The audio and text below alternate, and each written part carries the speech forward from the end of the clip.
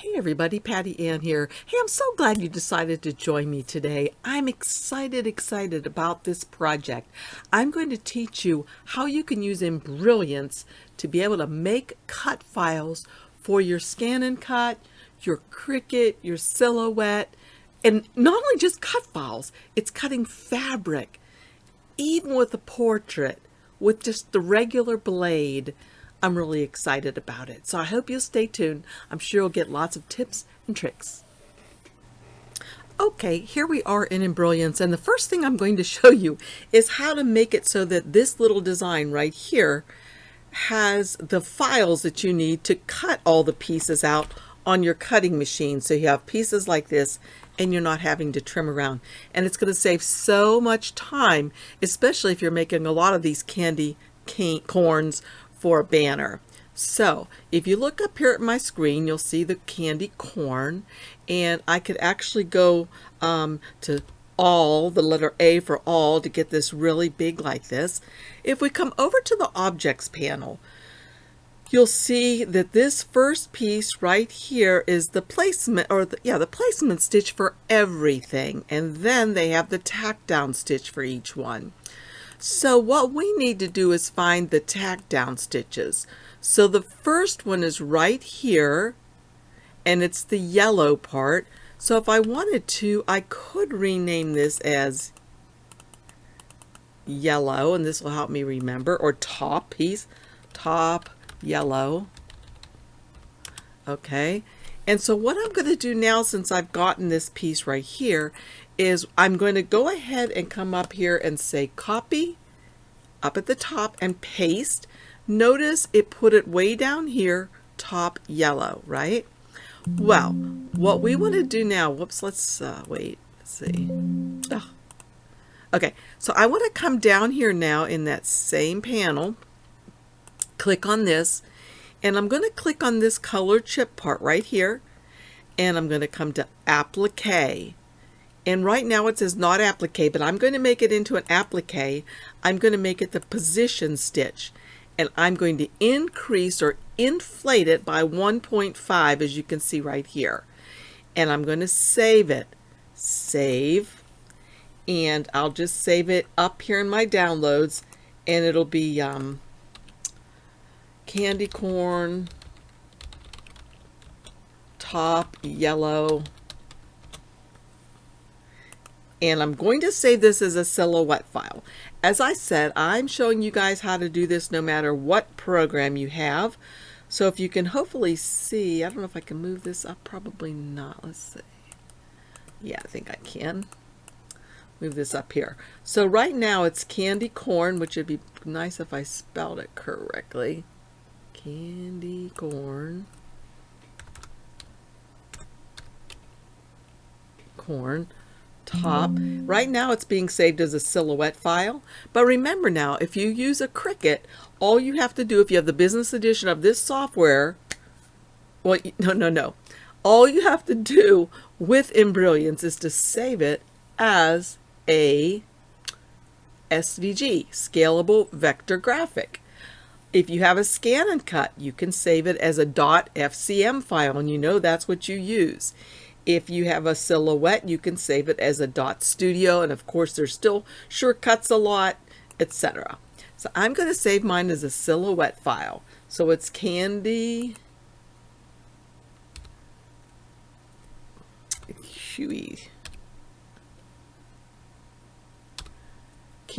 corn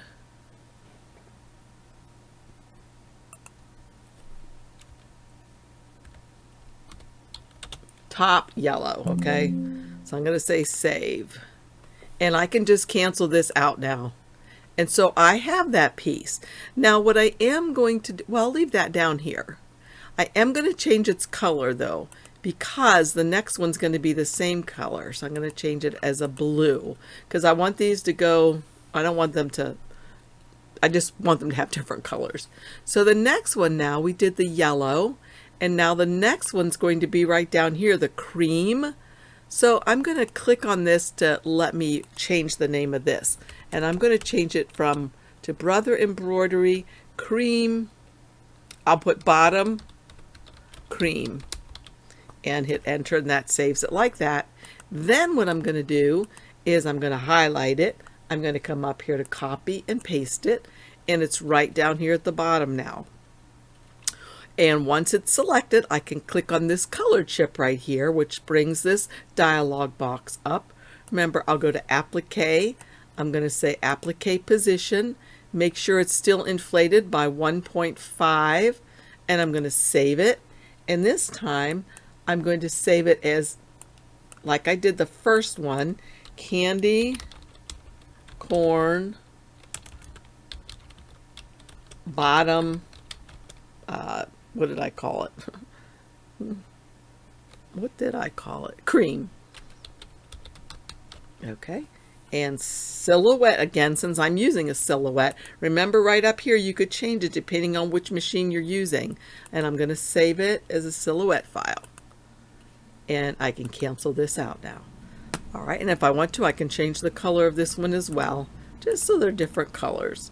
Okay, the last one we have to do, so we've done this one, the top yellow, we've done the bottom cream, and now we're going to do the middle orange. So I'm going to call this embroidery middle orange. Okay, hit enter. And so then I'm going to come up here to copy and paste. It's going to put it down here at the bottom. I'm going to click on the color that it had been, and I'm going to change it to Applique and Applique Position. It's still 1.5 as far as the inflation, and I'm going to save it, and I'm going to save it as candy corn or middle orange. Okay, middle orange. I need to get that out of there. There we go. Middle orange, and I'll save it again as a silhouette file, and I can cancel this out. So now I'm going to go ahead and open Silhouette. You can see this page where I have them already ready for myself.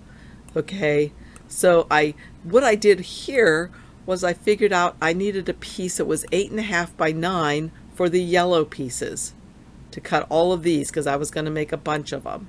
For the orange, I needed 8.5 by 9 inch piece, and for the cream, I need a 6 by 7. I also put down what my blade was, my force. Yours will be different. My speed, and the backing I'll have to cut too, but I just cut that out of regular fabric, and then I cut it to shape, but I'll show you that. Where did I get this little thing right here? It's the notes. Right over here. I could add another one if I wanted to and start typing some stuff in here, but I don't need that one. Delete. So let's just go to a new page. Let me see. Okay, yeah, new page, and I'm going to go to open and to my downloads, and look, I can get the yellow candy cup, the yellow piece. And I'm not sure why this always changes right here, but I have to come over here and change my cutting mat to portrait because that's what I'm using, my portrait. And I'm going to have my media size be custom. And remember, this is the yellow, right? And we can see candy corn top yellow. If we look back over to that first page I had open, the yellow piece that I'm going to cut is 8.5 by 9, right? So I'm going to come back over here, and I'm going to make it 8.5. So I'm going to make this 8.5, enter, and I'm going to make it 9. Whoops, 9. Hey.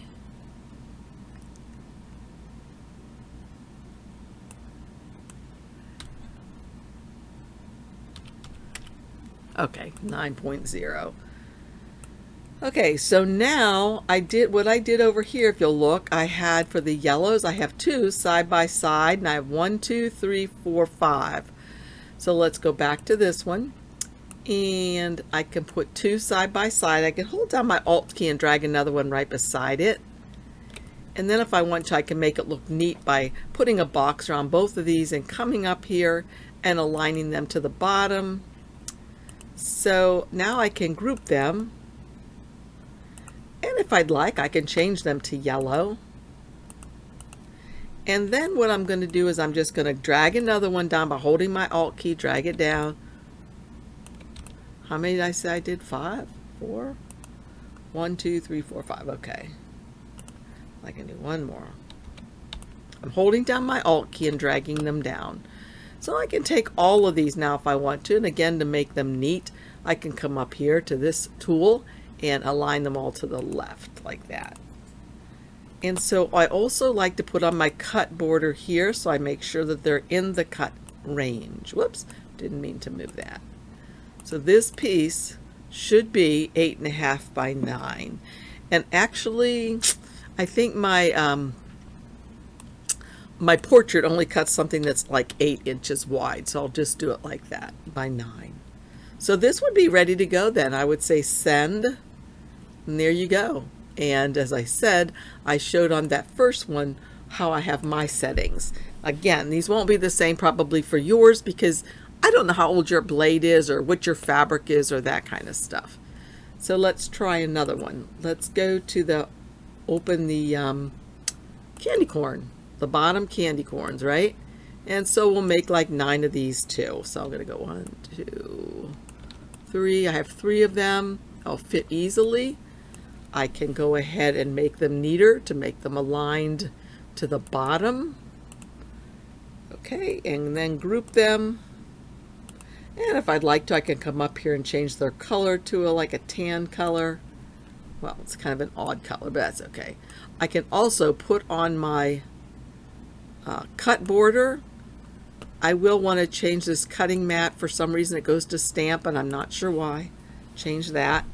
And let's see, for my little tip down there, my cream color fabric was 6 by 7, and that's all I need to cut. So for the bottom, I can customize this and make it 6 by 7.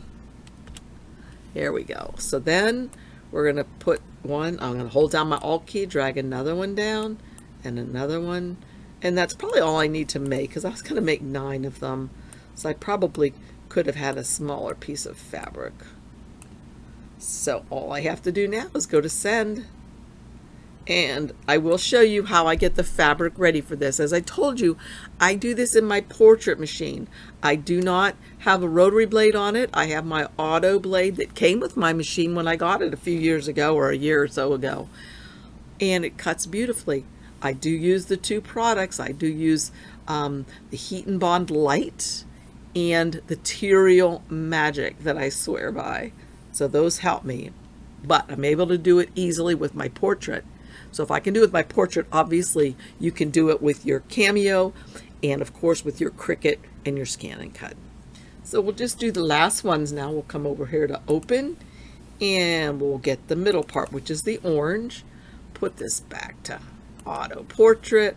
Let's see, what did I discover for my orange? Well, you know what? If you don't know this, I could go like this, put on my cutting line again, change this to orange if I'd like, and let's just see if I want 9 of these, how can I fit them? So I'm going to have one, I'm going to hold down my Alt key and make another one. So if I grab both, whoopsie, didn't mean to do that for sure. If I grab both of these and group them, Control G to group or right click and group. I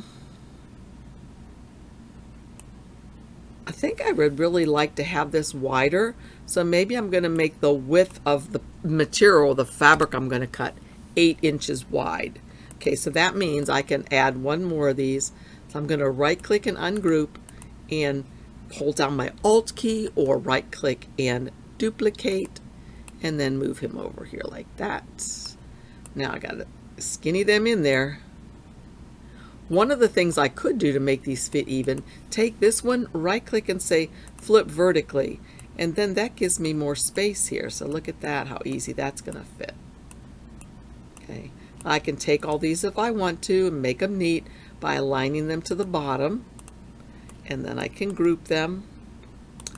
So there we have 3, and if I hold down my Alt key, I can bring another one down, or I could duplicate, right click and duplicate, and bring another one down, right click and duplicate, and bring another one down.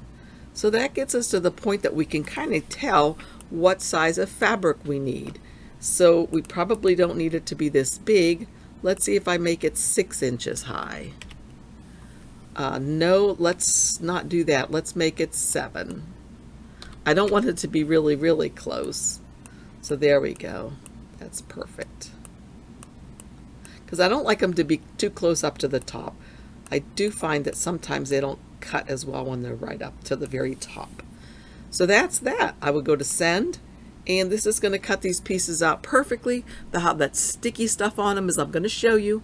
Push that down on the fabric on your base and put a little bit of a heat iron to it. Stick it right into place, and away you go.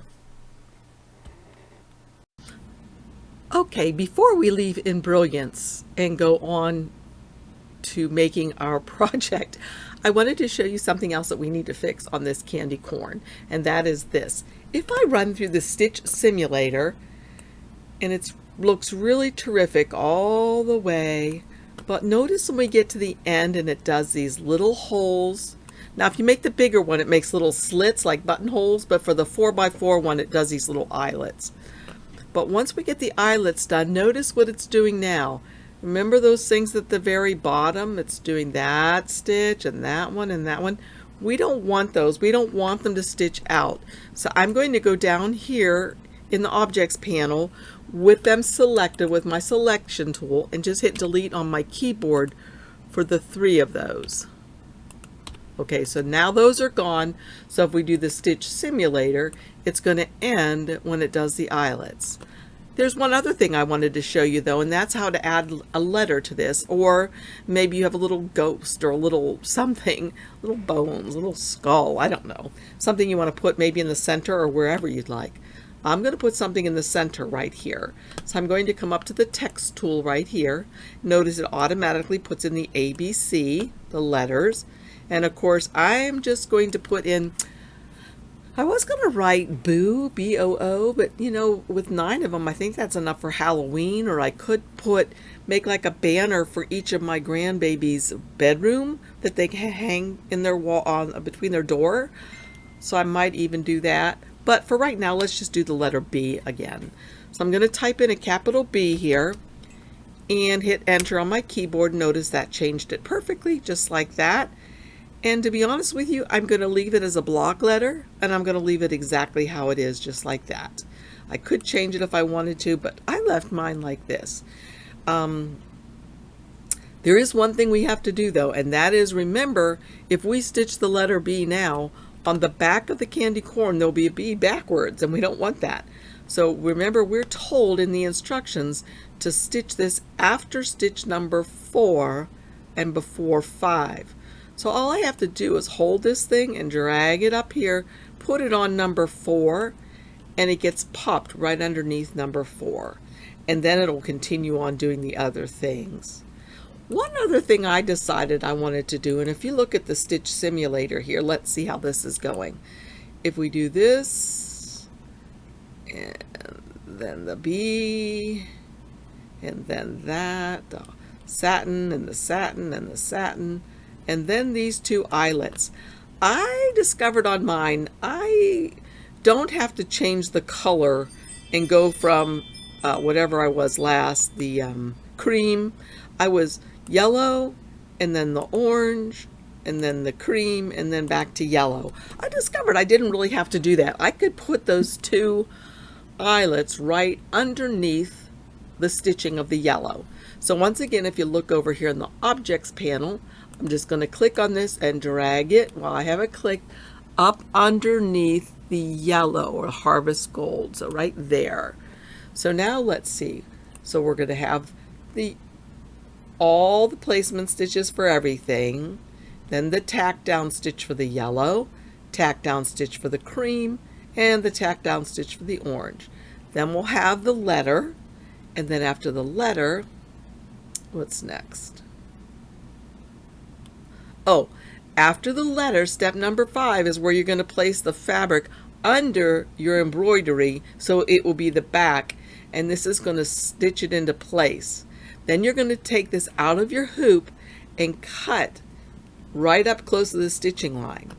And then you're going to put these nice satin stitches all over the rest. And it did the satin first, and now it's doing the eyelets, and then it's going to do the orange and the cream. And that is it. Okay, let's continue. Okay, so this shows some that I've already done. I've already had all of these cut with my machine, with my portrait. You can do it with your scan and cut, with your Cricut, whatever. So what I do is this. Let me show you the technique that I use that gets me the perfect cuts I need. I take my fabric, and I take this stuff called Terial Magic, which I absolutely love and swear by. I'll have a link for you down below. It's not cheap, but it really works. Notice how limp this fabric is right now. If I spray this fabric with the Terial Magic and then iron it, wait till you see what happens. It gets so stiff, and it just withstands embroidery so much better after you put the Terial Magic on it. And it just cuts so much better, basically, is what I was meaning to say. But it does do the embroidery as well too. But now you're going to see this. Remember, it was very limp before, and now it's almost like paper. It's like thick. So this is the Light Steamaseam 2. Has two sides to it. I just use my fingers and kind of squish them back and forth and peel it apart. One side is sticky, one side is not. Throw the not sticky side away. Save the sticky. You're going to put the sticky side down on the wrong side of your fabric, like that, and then take your iron again and just press it according to the instructions. After that, if you're ready to cut this, then pretend this mat is empty. I would just peel this off, the paper backing.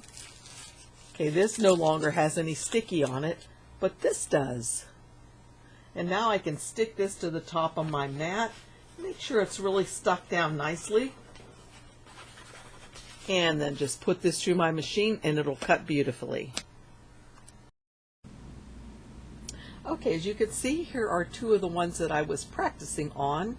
And now I'm ready to go ahead and start another one. So I have hooped cutaway stabilizer. Okay, I'm wondering if tearaway would work just as well, and I think I might try that on the next one. But I'm going to go ahead and put this in, and if you look over here, we're on step number 1, which says Harvest Gold, but I did all of mine in white. So to begin with, remember from what we learned, the first thing it's going to do is put the placement stitch for all of the pieces. And then if you'll notice over here, the next piece I believe it's going to put on, or the first piece it's going to put on, will be the yellow piece. So I'm just grabbing my yellow piece that's already been pre-cut, off of my mat. And I'll bring this out so I can see better. And I'll place this right over top. Now, what I usually like to do is to go ahead, and I don't think I placed it far enough to the left. What I do is I go ahead and look underneath it here, up at the lights, so that I can see, because I can see through this fabric, or this stabilizer, and I can see if I have that directly over all of those stitching lines exactly how I'd like.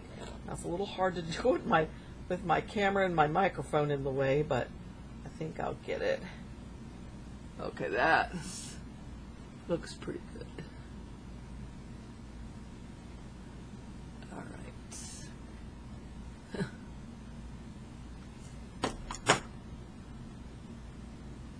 Okay, so now what I would usually do is go ahead and tap this with an iron, but I'm going to try not doing it this time. This is sticky, remember the Light Steamaseam 2 is sticky on the back, so I'm just going to try and go ahead and do this, and this is the tack down stitch now for this piece. Like I said, ordinarily I would take a small iron and make sure it's staying where it's supposed to be, That looked like that worked out well.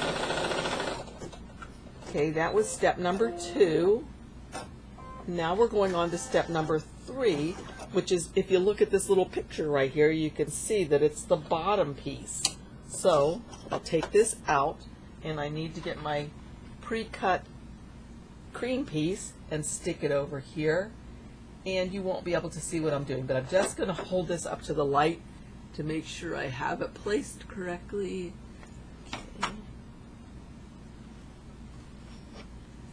Okay. And that looks pretty good.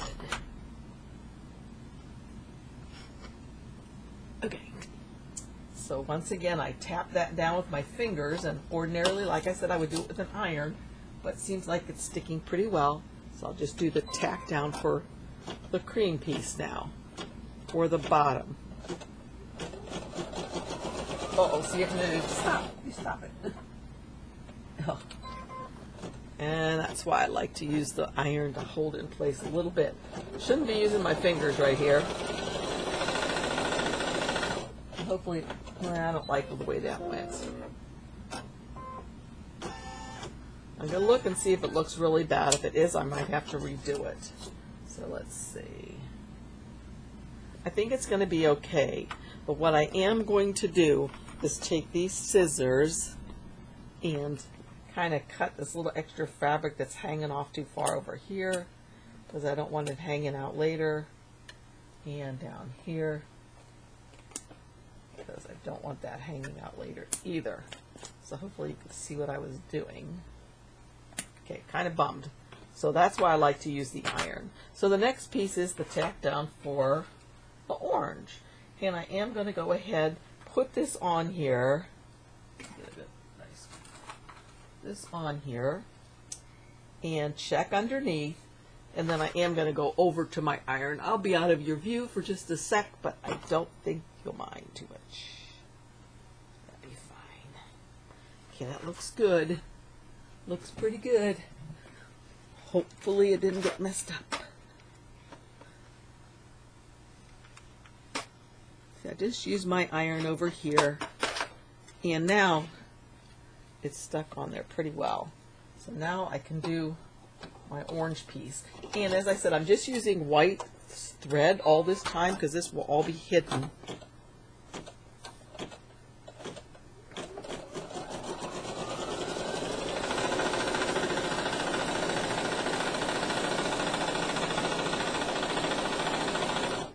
Okay, the next step, that was step number 4. So step number 5, as you'll recall, is that bee that we added.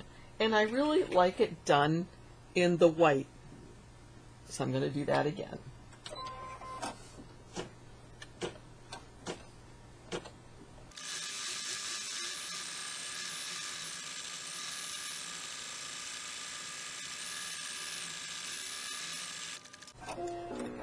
Okay.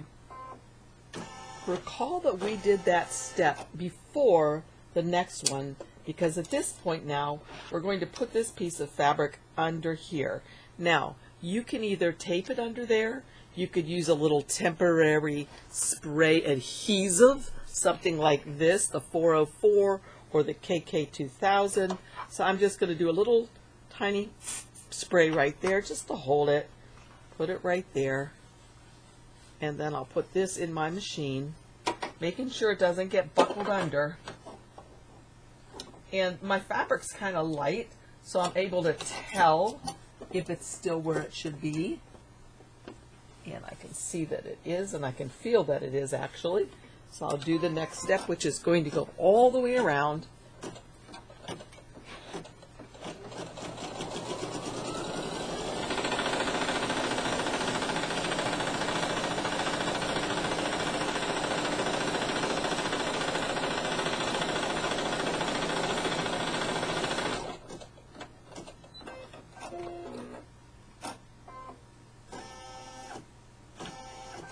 Okay, at this point now you'll take your hoop out. You won't remove anything from the hoop, but you're going to cut right up by this stitching line, okay? So right, let's see, here. Yeah, it's kind of hard for me. Like I said, I'm at an odd angle, but I'm going to cut all the way around. I gotta do it down here, you guys. Sorry. All right, so that's done. And now I'm ready to put this back in here. And I'm going to do the yellow at the top. So I'm going to change my thread color. You know how you're supposed to change it. Snip up here first and then pull through, which I do most of the time. Every now and then I don't. Change out that white for this really pretty goldy yellow.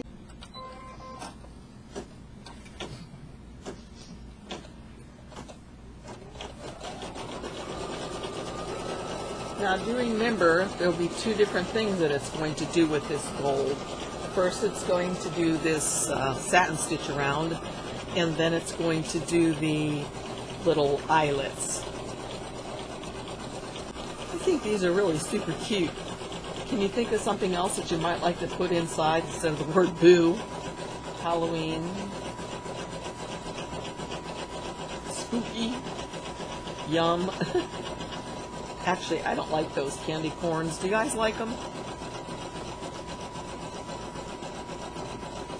Nah. I think they're too sweet. Pretty much if it's candy, I only like it if it's chocolate.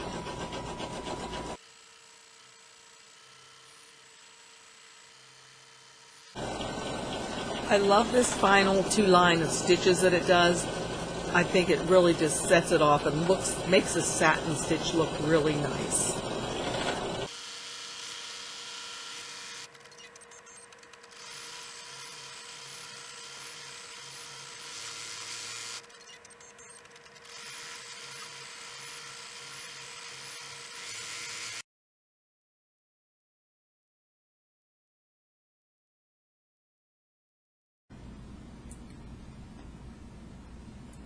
Okay, we're ready for the white, the last bit.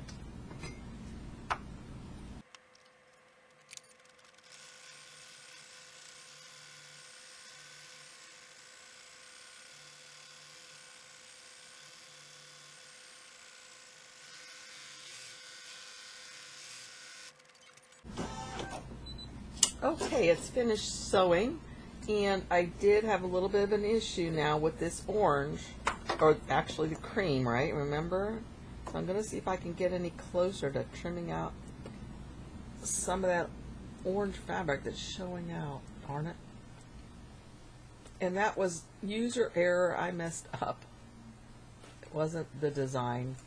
But the next thing that we're supposed to do now is to go ahead and take a seam ripper or something and go in these little holes carefully and kind of cut across. And go the other way and kind of cut across carefully, okay, and the same with this. And then if you have some tiny little scissors that you could get in there and cut it a little bit more, you can do that as well. My scissors really don't work that much, so what I did was close the points together and just kind of go in there like a screwdriver almost and make the holes, because they're not going to show with the ribbon coming through there.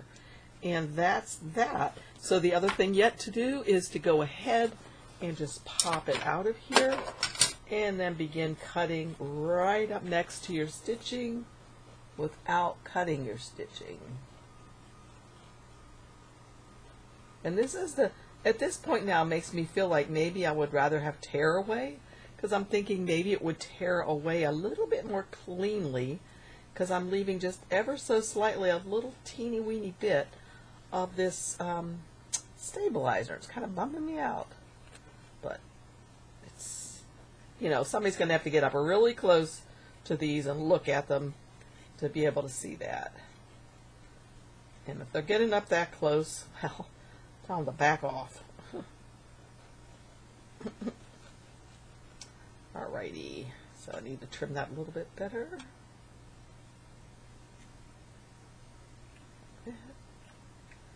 And that looks really good, even though there's that bit of a mess up with the orange because of my error. I don't think it will really show up or matter. I'll show it to you one more time. I'm just cutting some of these ends off the back. Could trim these, and they are there because I continued on with that color. Okay, and there it is. So I think it turned out pretty nice. There is that little teeny bit of orange. So I said that was my error, because if you look at this one, it's perfect. But like I said, I don't think anybody's really going to notice. So that's how easy it is to make these candy corn banners. And you can make us anything you want. I hope you liked this tutorial. If you did, please give me a thumbs up and subscribe, and please hit the bell and tell your embroidery friends. Also, if you're in the market to purchase something, I have lots of links for you down below, and I appreciate it when you use them. All right, bye y'all.